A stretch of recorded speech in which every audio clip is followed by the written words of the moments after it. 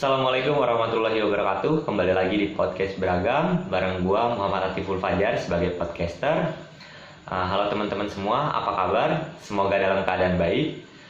Kali ini kita bertemu dalam format yang baru, yang mana format kali ini yaitu podcast video. Jadi teman-teman mungkin yang sebelumnya hanya bisa mendengar suara gua, kali ini udah bisa ngelihat visualnya. Dan inilah visual gua, Muhammad Atiful Fajar. Oke. Hari ini podcast Beragam undang salah satu mahasiswa gitu lah. Dan kebetulan dia adalah teman gua, dulu kita pernah sekosan, namanya Bima Kristiawan. Nah Bima, mungkin gua kasih tahu sedikit tentang Bima, nanti Bima yang tambahin ya. Jadi Bima Kristiawan ini merupakan salah satu mahasiswa yang cukup aktif di kampus, dan cukup aktif karena ya dia ikut bertergabung dalam badan eksekutif mahasiswa dan menjabat sebagai wakil. Bima ini menjabat sebagai wakil ketua BEM. Dan mungkin ada yang mau dikasih tahu lebih jauh Bim tentang diri lu? Halo teman-teman, penonton setia podcast Beragam. Kenalin, nama gue Bima Kristiawan, gue asal Jakarta. Sekarang gue lagi menempuh pendidikan di Sekolah Vokasi IPB, tepatnya di program studi komunikasi. Dan gue sama kayak Latif nih, sama-sama tingkat akhir, terus juga sering main bareng juga sih. Mungkin itu singkatnya tentang gue. Ya teman-teman, jadi gue sama Bima ini tahun 2020 sekarang jadi mahasiswa tingkat akhir karena kita D3 di semester 5. Dan ya seperti yang tadi kita akrab. Oke, di podcast ini gue nggak mau ngebahas tentang Bimanya, tapi gue mau ngebahas tentang bagaimana Bima di badan eksekutif mahasiswa. Sebenarnya gue mau nanya sih terkait badan eksekutif mahasiswa sekarang kayak gimana kondisinya di kala pandemi ini. Mungkin dari segi komunikasinya nih, karena gue tahu kalau kita aktif di sebuah organisasi dan ternyata itu kan komunikasinya nggak gampang gitu, secara langsung aja nggak gampang. Nah apalagi di kala pandemi ini kayak gimana? Gue pengen mungkin lu ceritain kondisinya kayak gimana. Buat komunikasinya ya. Emang tahun ini tuh benar-benar berat banget gitu. Kayak kita tuh harus menyesuaikan, harus beradaptasi dengan kondisi yang baru. Yang biasanya kita ketemu setiap minggu sekali atau hampir setiap hari sama teman-teman di organisasi, ini tuh kita ketemu malah jarang banget sekarang. Karena kan balik lagi ya, kondisi pandemi yang memaksa kita buat di rumah aja. Habis itu juga memaksa kita juga untuk bertemu via online, yang di tahun-tahun sebelumnya itu sangat jarang banget kalau misalnya ketemu via online gitu. Kayaknya baru tahun ini doang deh, kayak Google Meet, terus Zoom itu booming banget. Nah, kalau misalnya kita ketemu via online kayak gitu, mungkin kendalanya adalah informasinya itu yang disampaikan ke orang-orangnya kayak kurang tersampaikan.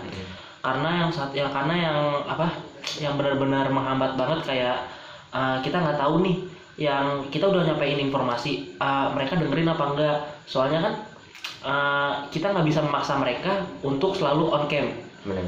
Nggak bisa maksa mereka selalu buat nyalain kamera ngeliatin muka mereka, karena kan kondisi ekonomi teman-teman kita juga berbeda-beda kan. Nah kita nggak tahu apa mereka bisa beli kuota dan sebagainya macamnya. Itu jauh banget sih. Jadi masuk akal. Nah oleh karena itu jadi kalau misalnya kita lakukan Google Meet atau Zoom, itu tuh pasti ada yang nggak on cam. Dan kadang kalau misalnya ada yang ngomong suka kayak nggak didengerin.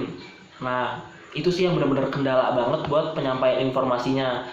Bener-bener kayak kita ngomong A sampainya B kayak gitu. Mungkin lo juga udah tau lah kayak informasi-informasi yang nggak sampai banget gitu.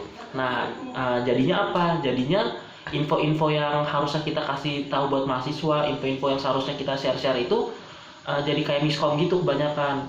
Dan gimana ya, udah miskom, terus abis itu lama penyampaiannya gara-gara gak tersampaikan dengan baik gitu sih kalau dari gua.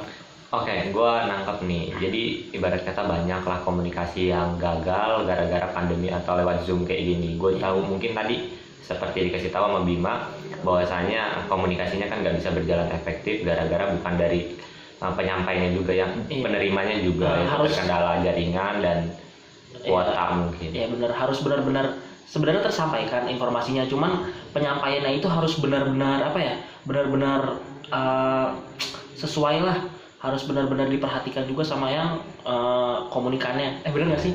Ya kayaknya bener.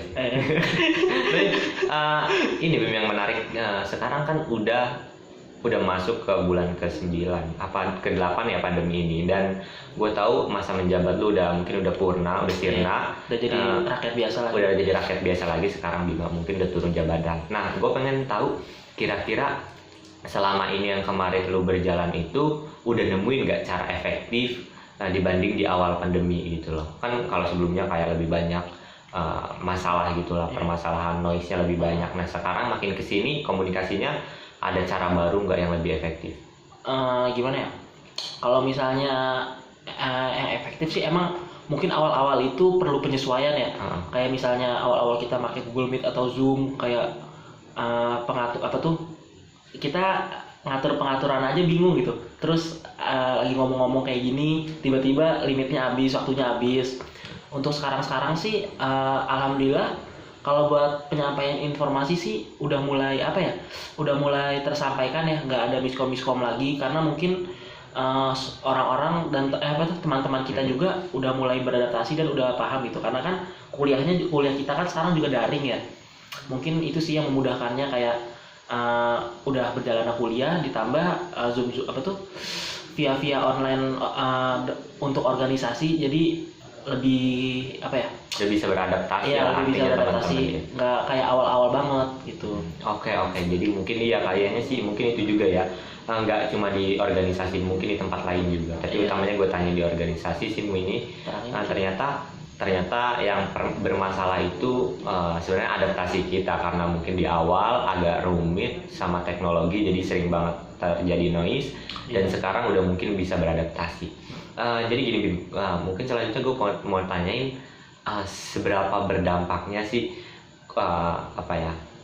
pandemi ini sama komunikasi lu antar anggota, terus juga sama program-program kerja lu yang sebelumnya udah lu susun kayak gitu. Oke, mungkin pertama gue jawab dari program kerja dulu ya. Ya boleh. Kan sebelum pandemi ini ada, kita organisasi kita tuh udah nyusun banyak program kerja yang bakal dijalankan selama setahun. Nah, program kerjanya itu offline semua kan. Ternyata setelah pandemi ini merebak ke seluruh dunia, terutama di Indonesia, yang mengharuskan seluruh instansi, sekolah-sekolah, kampus, institut, universitas dan sebagainya macamnya itu harus belajar online di rumah. Nah, mau nggak mau hal itu juga berdampak buat organisasi juga kan. Akhirnya kita itu menyusun ulang program kerja yang akan dijalankan selama setahun. Banyak program kerja yang harus dihilangkan, dan juga banyak program kerja baru yang lahir. Itu semua via online, via daring. Dan dampaknya juga besar banget sih. Yang seharusnya program kerja itu benar-benar berdampak buat mahasiswa, yang berdampak ke masyarakat. Iya, berdampak juga ke masyarakat, tapi tahun ini tuh kayak nggak ada, vakum setahun. Jadi banyaklah ibarat kata program-program yang dialihkan, yang sebelumnya udah diyakini akan berdampak ke mahasiswa dan juga masyarakat, akhirnya terpaksa ditiadakan dan digantikan secara daring. Dan tentu dirasa kebermanfaatannya, keberdampakannya menjadi berkurang. Oke Bim, jadi gini, kalau di sebelumnya kan gue tanyain kalau negatif-negatifnya pandemi terkait sama komunikasi di organisasi. Nah, gue pengen nanya, ada nggak sisi positif dari pandemi terkait komunikasi di organisasi lu? Khususnya di badan eksekutif mahasiswa gitu loh. Mungkin sisi positifnya yang menurut gue kerasa banget, kayak kita tuh lebih lebih menghargai setiap pertemuan sih. Lebih kerasa banget dimana di saat gimana kalau diingat-ingat lagi. Mungkin buat yang lanjut nih, kan ada juga yang udah nggak lanjut, maksudnya 2 periode lah. Di saat kita offline dulu mungkin banyak yang kayak nggak datang rapat atau nggak datang acara, pokoknya kabur-kaburan dan jarang banget ketemu sama teman-teman organisasinya. Nah di saat sekarang kayak kerasa banget gitu, di saat tahunnya kita, di saat lagi benar-benar pengen nunjukin ke semuanya, tapi kondisi malah kayak gini. Itu sih yang benar-benar kerasa banget, kayak setiap ada apa tuh namanya, kayak nggak ada rapat kayak sepi banget. Terus gila ada rapat via apa tuh daring online, terus dengerin terus kayak lama-lama kayak ngantuk. Itu sih kayak benar-benar menghargai banget lah, jadi sadar banget gitu apa arti sebuah pertemuan, bukan cuma ke teman-teman organisasi doang sih, tapi ke semua teman-teman yang lain gitu. Kayak nggak pernah nyangka aja kalau misalnya bakal kayak di rumah masing-masing terus nggak kemana-mana kayak efek pandemi corona ini. Ya mungkin dari Bima atau teman-teman yang lain ketika rapat kurang bisa menghargai pertemuan, akhirnya kadang nggak hadir. Tapi mungkin gara-gara efek pandemi ini akan berdampak ke mereka kalau nantinya ada pertemuan offline, itu mungkin banget. Akan lebih menghargai gitu. Iya benar banget sih. Oke, mungkin terakhir nih Bim. Gue mau nanya nih, kan mungkin yang aktif di organisasi bukan lu doang. Iya, tapi mungkin ada mungkin teman-teman yang lain, mungkin yang pendengar podcast gue yang lain juga banyak yang akan ngedengerin dan juga sedang aktif di organisasi. Nah, lu punya saran nggak atau masukan selama pandemi ini apa yang baik dilakukan kayak gitu?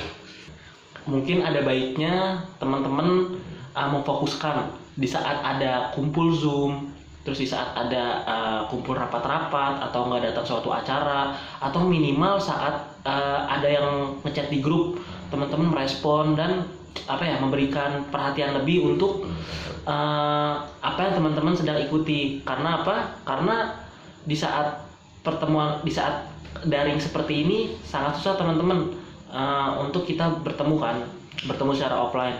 Alangkah baiknya lebih memfokuskan dan memperhatikan hal-hal kecil seperti itu. Ya, jadi mungkin biar komunikasinya akan jadi jauh lebih efektif walaupun di kala pandemi ini sih. Iya benar banget tuh. Ya itu dia mungkin teman-teman, gua simpulin secara dikit lah ya kesimpulannya dari podcast sekarang ini. Ya walaupun di kala pandemi ini teman-teman yang aktif di organisasi nggak ada halangan, nggak ada apapun alasan untuk nggak bisa nggak bisa nggak berkontribusi secara penuh. Nah mungkin salah satu kontribusi yang baik itu dari hal kecil, dengan cara teman-teman nyimak lewat Zoom meeting apa yang sedang dibicarakan lewat grup WhatsApp atau apapun, sehingga interaksinya yang terjalin akan efektif gitu, komunikasi yang terjalin akan efektif. Dan tadi benar kata Bima, difokusin lagi ketika dalam kegiatan interaksi intinya lah dalam Zoom, WhatsApp yang tadi. Iya benar banget. Kayaknya itu aja sih cukup Bim. Mungkin itu aja dan nggak usah cukup sekian. Sampai jumpa di podcast beragam episode selanjutnya. Assalamualaikum. Waalaikumsalam. Gelap lagi.